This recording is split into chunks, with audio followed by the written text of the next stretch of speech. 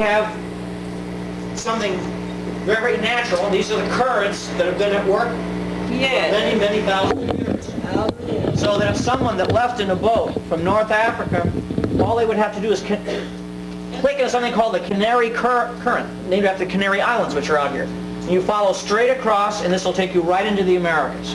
And then when you want to go back, you just follow the Gulf Stream and take you right on out again like that. Now, most archaeologists today, they say this is a lot of nonsense. They said, most archaeologists say, oh, ancient people in those days, they didn't have the means to get over here. They were too afraid of the ocean. They only would go out on boats to do fishing and so on, you know. What that means is that the archaeologists are too afraid to go out in the ocean, is what they're saying here. You know, it's not the ancient people. The archaeologists will only get into a little boat. They're not going to go out. But can you imagine the people that lived in that kind of hard warfare in those days, or people that made the great pyramids, that they'd be too stupid or too cowardly to get into a boat to come over here? I don't agree with that. Now, here's an idea, you know, of the type of ships that are still being made. These are small boats. These are reed boats that are made in Lake Titicaca in Bolivia. Thor Heyerdahl, about 15 years ago, more than that, 20 years ago, took a boat very similar to this, made in the same essential construction, and sailed from North Africa directly into Veracruz in the Gulf of Mexico. They can't even be sunk. Now, so the archaeologists say, oh, okay, you've got a theory, but do you have any proof at all? There's no proof of any of this. Well, here's a stone that was found at the bottom of a lake, believe it or not, in Wisconsin.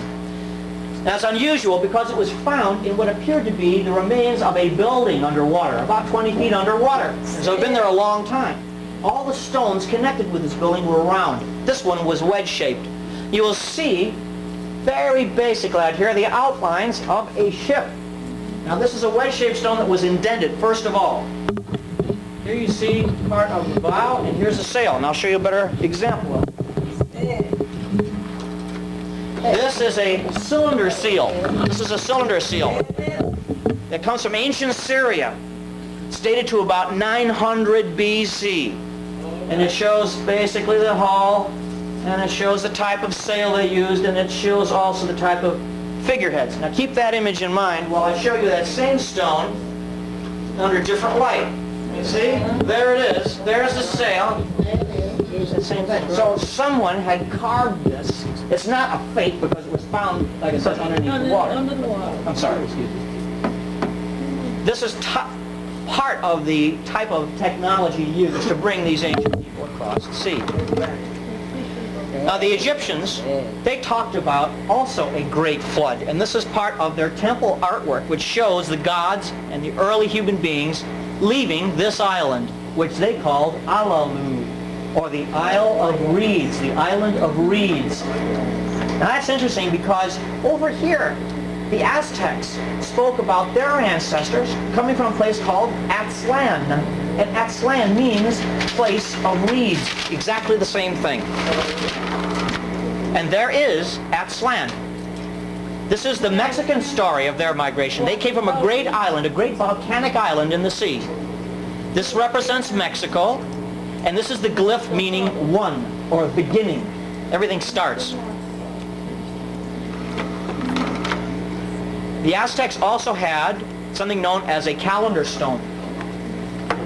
This calendar stone, excuse me, is not just a calendar to tell what month it is or what day it is. This was built on the cycles of time. It said that before our age, where we are now, there were 4 previous ages. And in these ages, human beings achieved great things. They had happy societies, and they thought they were it, until they began to stray from the laws of nature. And when they did that, their societies declined. And whenever the societies declined for a long period of time, the earth always rebelled. Something happened, so they said. Now, in the earliest times, the earliest fall of men was because of animals. They got out of harmony with animals, and the animals destroyed most men. And then God took pity on the few survivors, says, okay, I'll give you a chance again, and they started all over again. And then other things came along, wind, hurricane. But interestingly enough, these are the Aztecs now. It's not the American Indians or the Greeks. They said that the last big destruction was by a great deluge, huge flood, destroyed everything. That's the land. Because those people also were virtuous but lost it because they got greedy. I'll show you a close-up of that. Show you what that represents. This is a close-up of the last age, according to the Aztecs. And it shows you here a pyramid. You're looking down on the pyramid. This is like you're looking from the sky, from God's point of view. Looking down on a pyramid. And here you see a bucket overturned with water coming out of the sea. So it's the same, you've got the same theme repeated over and over again. And now this calendar stone is a very remarkable device. It still works. For example, this calendar stone told the Aztecs exactly when they would be conquered. They told them the exact year when they would be overcome by Cortez. Modern Indians in Mexico and in the Southwest use this stone today, images of it, to say when the next destruction will come. The next destruction is supposed to come in the early part of the next century. Now, it doesn't mean it will come, but if society continues to go along the way it goes now, it will. We still have time to but if society continues to decline like all these other previous times, then we will also be rebelled against by the earth. We got to take it over. That's right. And when you consider, for example, all the ecological disasters in the making, how the earth has been sinned against, and all the warnings that we're getting from science, this does not sound all that superstitious. Frank, yeah, you're talking about traveling by boat. Do you realize that those people thousands of years ago traveled by air? That's a whole different, it's another lecture. So you're aware of it? Yeah, I am, but I can't keep these people that long. That sounds like a lecture you should give. This is just a story, a recreation again of the flood, and this is how the people that built that stone envisioned the last destruction. Now, yes?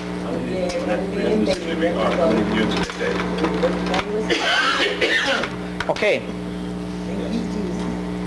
This goes back basically to the time of Atlantis again, about 1200 BC. This area goes back to about 3000 BC, 3000 before Christ. Then these are, I explained basically how this stone works. It's a sophisticated, complex computer.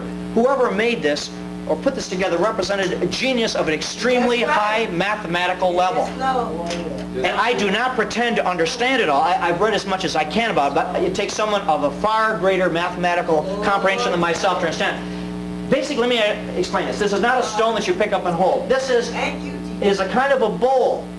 These are different, how do I put it, plates which you can turn and shift, and they will line up so you can compute things. You can turn this, this section, the outer section. They all are like concentric rings. They turn so you can calculate how far back you can go. Maybe millions of years. Maybe millions of years. I know this goes back to 3000 BC. I don't know how far back that goes. Okay, there's an old saying that every 25,000 years the wise scientists get together to compute the history for the next 25,000 years. It's what they use to compute it with. I don't know, but I'm not a wise man. I can't tell you. This is a recreation. This is what the original looked like, okay? Now, the original was a fabulous, terrible thing. Now let me explain what I mean by that. In the center here you see this representation of the sun.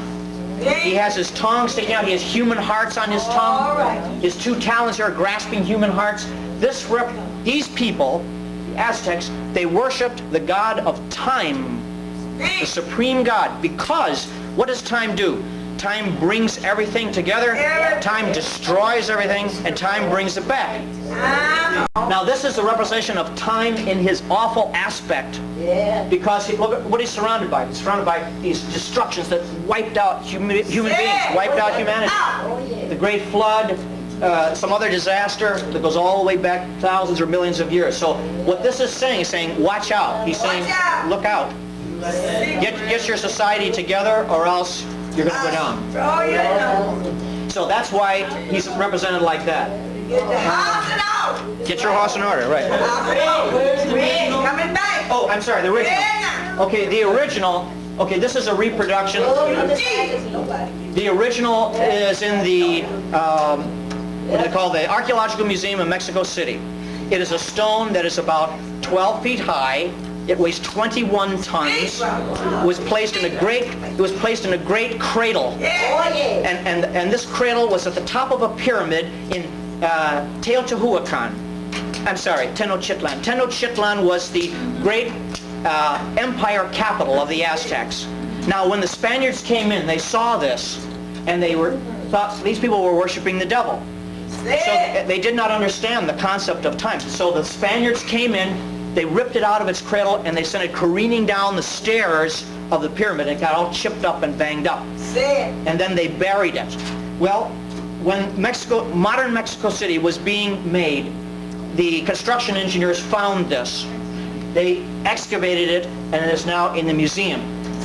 Archaeologists over time were able to find traces of paint and were able to reconstruct the lost parts. So this, I didn't want to show you the one that's in the museum today because it just looks like a wreck. You can understand it, but this highlights all of those details that I was telling you about. This is what it looked like. It was a beautiful, terrible thing. It overhung the whole city, and so that the Aztecs would go by every day, and the people that lived in Tenochtitlan, they would see, we have got to act harmonious, or else that's the only way we can avoid coming disasters. Well, that looked like stargates that when they were trying to figure out the stargates. That Movie Stargate. Yes. It's exactly. In fact, it's based on astral technology. Yes.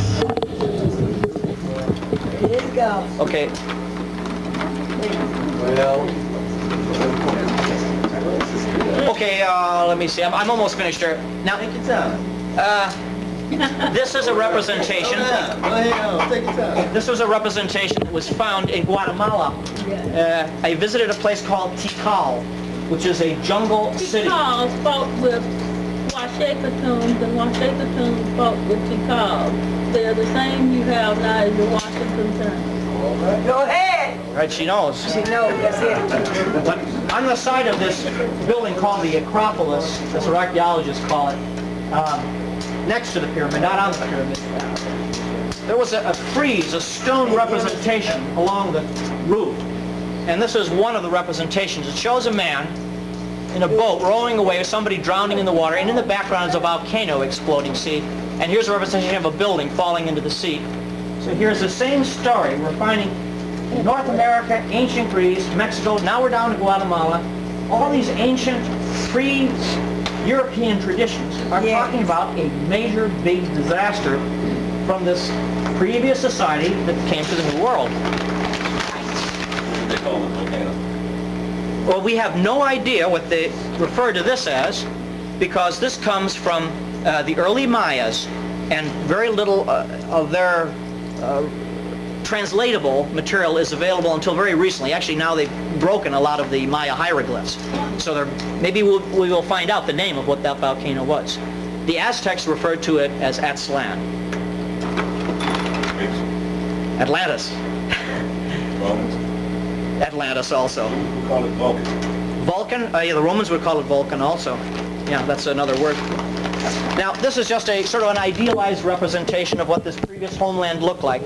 It was very mountainous. It's a place of great splendor and wealth. These are the canals that would service all parts of the island. Now, where do we think that this land of Atlantis was? Here is Spain, Portugal, Gibraltar, Morocco, North Africa, the Canary Islands, Madeira, the Azores. It appeared, from what Plato tells us, Atlantis was this large island just outside the Straits of Gibraltar. He referred to them as the Pillars of Hercules in those days. That's this area. So it would be in this area. Well, what do we find? This is what, if you're in a satellite today or a space shuttle, you look down, this is what it looks like. But what does it look like under the water? Is there anything under there? Isn't that a common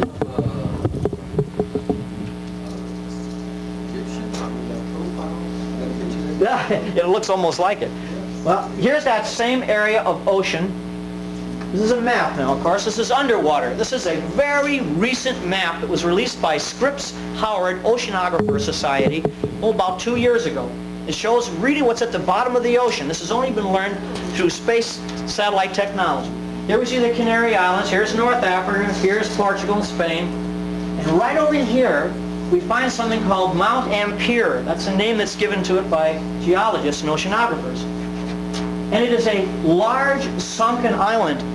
Now, when a ship called the Glomar Challenger went out to this area to investigate it, they found that in fact it is a large volcano which sank, collapsed into the ocean within the last 10,000 years. So most likely, this is the real Atlantis. This is the homeland of mankind. Yeah. Now, this is a drawing that's based on Plato's description of Atlantis. Concentric circles. You see here is the central Holy of Holies, the main temple. These are the water courses and land courses that would connect all parts of the island. This is as it's shown as it's being built. This would be sort of an idealized representation of the center of Atlantis. To give you an idea again what it was like. On the land were all the great temples, all the magnificent buildings. Here was the great administrative center and the temple of Poseidon, where also the sun and the sea were worshipped. Again, sacred harmony, 5 and 6. Yeah. Now, it was of course struck by a major volcanic event. That area of the ocean that I showed you is very seismically active. In its last days, Atlantis is being overwhelmed by this volcanic activity. How possibly then it sink? We think we understand the mechanism. This would be the people evacuating the city as it's being tormented by the volcanic eruption. And here is a representation of the great city tragically being overwhelmed by walls of water. Yeah. Now we think, how did this happen? How could just a volcanic eruption actually sink an island? Well, imagine when Mount St. Helens exploded. Now, what happened? Remember 1980, Mount St. Helens exploded in Washington, the state of Washington. And it didn't blow straight up, did it? It blew out the side. So if Mount St. Helens had been an island surrounded by water and would have blown out the side, the water would have rushed in to something called the magma chamber. That would have then caused something called subduction. It would have literally grabbed or pulled the entire island underwater. And that's basically what probably happened there. All right. So in its last days, there would be nothing left but this great cataclysm from which a few people survived. Yeah, blow. Now here we are in Poverty Point. This is a recreation of one of the mounds there that was found. Now here is an aerial photograph, one of the earliest aerial photographs of Poverty Point.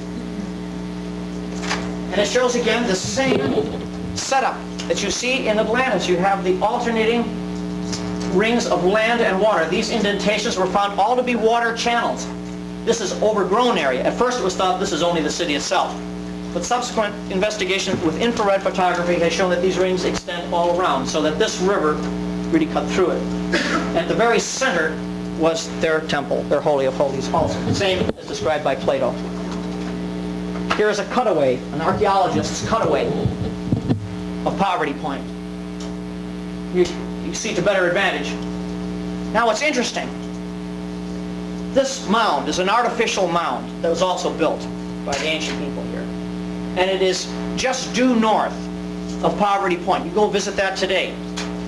Interestingly enough, Plato said that the city of Atlantis lay just due south of a great sacred mountain.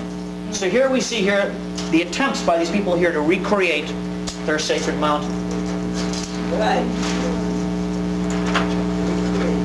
This again this is a drawing of Plato's description of Atlantis, same circular configuration that you see in Poverty Point.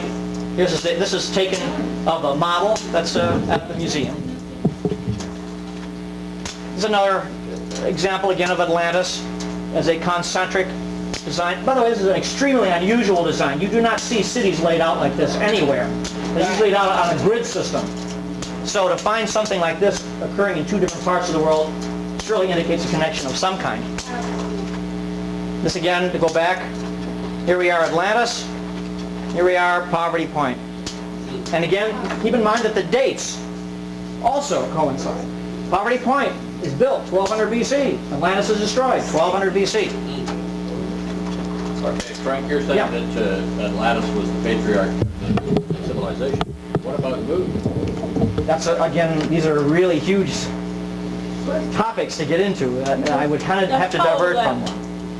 But How old was Mu is another one to get into. So then if you're from a distance, this is what it would have looked like. Whoop, am I going the right way here? Oh, I'm sorry here. So this is just the gift of the past that I think is being shared with all of us, and I really sincerely appreciate your efforts to do this honoring of the past. And it's really the important thing. And if you'd like to help us out, the best way is to subscribe to our magazine and tell your friends about it. And we're trying to carry on these ideas. Nobody else that I know of is dedicated to these same principles of bringing out the past. So that's why I really appreciate the chance to be able to speak with you today, and thank you very much for your attention.